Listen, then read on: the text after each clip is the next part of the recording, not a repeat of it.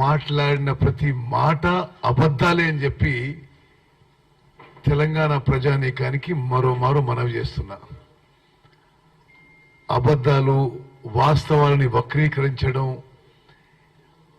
ఒక ఫ్రస్ట్రేషన్, ఒక depression, power పోవడమే కాదు, గవర్నమెంట్ పోవడమే కాదు, ఇప్పుడు పార్టీ కూడా మిగలదేమో భయంతో బయటికి రావడం తప్పితే మరొకటి కాదు.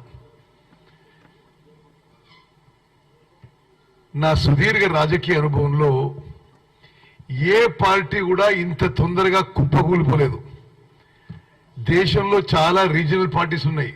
తమిళనాడులో ఉన్నాయి, ఒరిస్సాలో ఉన్నాయి, వెస్ట్ బెంగాల్లో ఉన్నాయి, మహారాష్ట్రలో ఉన్నాయి, సుమారు అన్ని రాష్ట్రాల్లో ఏదో ఒక రీజనల్ పార్టీ ఉంది. కానీ ఒక రీజనల్ పార్టీ పొంకనాలకు పోయి జాతీయ పార్టీగా మార్చుకుని అసలు ఉనికికే పోయి అసలు ఎగ్జిస్టెన్స్ లేకుండా పోవడం ఈ టిఆర్ఎస్, బీఆర్ఎస్, ఇప్పుడు వీఆర్ఎస్ అయిపోతుంది. చాలా స్పష్టంగా చెప్తున్నాను నేను, పార్లమెంట్ ఎన్నికల తర్వాత బీఆర్ఎస్ పార్టీ మిగలదు. పార్లమెంట్ ఎన్నికల్లో బీఆర్ఎస్ పార్టీకి వచ్చే స్థానాలు 0. ఆ తర్వాత ఆ పార్టీలో ఎవరు మిగలరు, కేసీఆర్ ఆయన కుటుంబ సభ్యులు తప్పితే.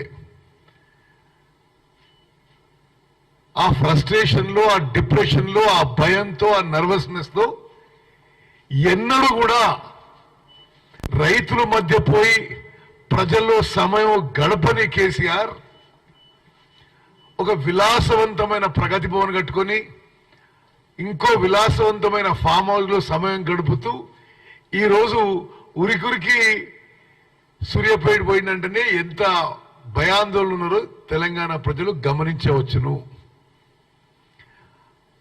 మాట్లాడిన ప్రతి మాట అబద్ధమే. అసలు నిజంగా ఒక పెద్ద మనిషి 10 ఏళ్ళు ముఖ్యమంత్రి అయిన తర్వాత ఈ విధంగా అబద్ధాలు మాట్లాడొచ్చా? తెలంగాణ ప్రజలు గమనించాలి. వాళ్ళు నిన్న పెట్టిన ప్రెస్ మీటు వాళ్ళ పార్టీ ఆఫీస్లో జనరేటర్ మీద పెట్టి లోపల ఎవరో ఆ వైర్లు దొక్కుంటే అది కొంత ఇంటరప్షన్ అయితే పవర్ సప్లై ఎట్లుంటుందా అని చూడమంటారు. ఇంతకంటే దుర్మార్గంగా ఒక మాజీ ముఖ్యమంత్రి అబద్ధాలు చెప్పడం, ఇది యావత్ తెలంగాణ ప్రజానీకాన్ని గమనించాలి. మా ప్రభుత్వం 24 గంటల పవర్ ఇంటరప్షన్ లేకుండా ఇవ్వడానికి ముఖ్యమంత్రి రేవంత్ రెడ్డి గారు, ఉప ముఖ్యమంత్రి పవర్ మినిస్టర్ బట్టి విక్రమార్క గారు స్పష్టమైన ఆదేశాలు ఇచ్చారు. ఎంత ఖర్చైనా సరే పవర్ కొనుగోలు చేసి 24 అవర్స్ పవర్ కొనసాగిస్తాము. అదేవిధంగా పవర్ విషయాల్లో మీకు కొన్ని చెప్పాలి. అన్ని అబద్ధాలు నిన్న మాట్లాడింది. నేను 5 ఏళ్లుగా పార్లమెంట్ సభ్యునిగా భారతదేశం యొక్క పార్లమెంట్ యొక్క ఎనర్జీకి సంబంధించిన పార్లమెంట్ కమిటీలో సభ్యుని, ఒక కీలక క్రియాశీలక పాత్ర పోషించిన వ్యక్తిని. నేనే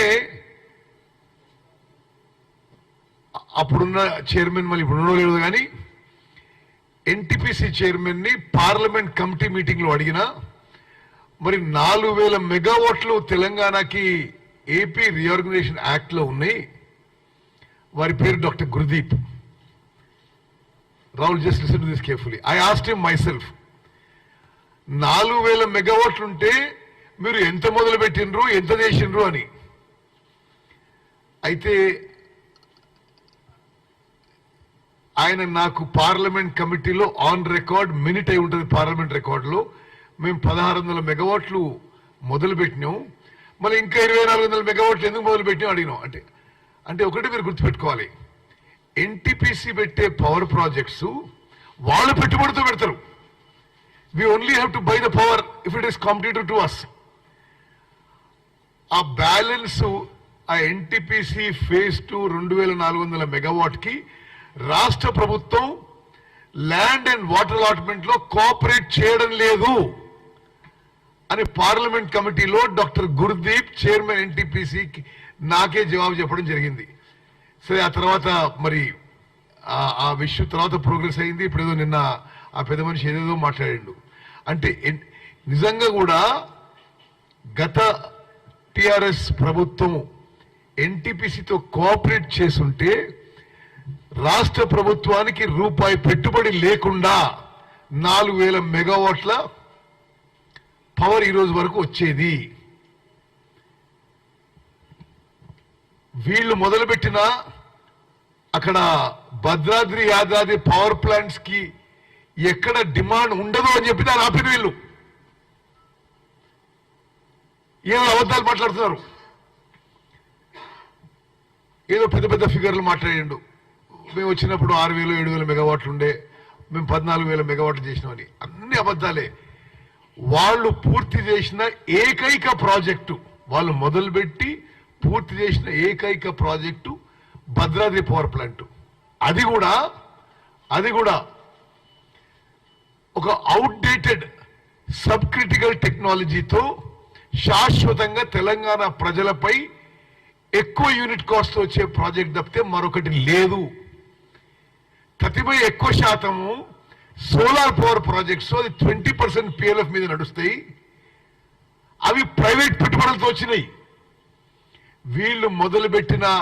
వీళ్ళ హయాంలో మొదలుపెట్టిన మరొక ప్రాజెక్టు, విద్యుత్ ప్రాజెక్టు లేదు అని చెప్పి మనం చేస్తున్నాం. యాదాద్రి పవర్ ప్రాజెక్టు 7 ఏళ్ల తరబడి కాస్ట్ ఓవర్ రన్ 3 4 అయిపోయి ఇంకెక్కడో ఇంకా మెల్లగా నడుస్తున్నది. సో పవర్ విషయంలో వాళ్ళేదో గొప్పలు సాధించిన విషయం ఇది అబద్ధము. ప్రస్తుత ప్రభుత్వం 24 గంటల కరెంటు పాలసీ మేము కొనసాగిస్తున్నాం. రాష్ట్రంలో ఎక్కడ కూడా ఒక్క నిమిషం కూడా పవర్ ఫెయిలియర్ లేదు అని చెప్పి నేను మనం చేస్తున్నా.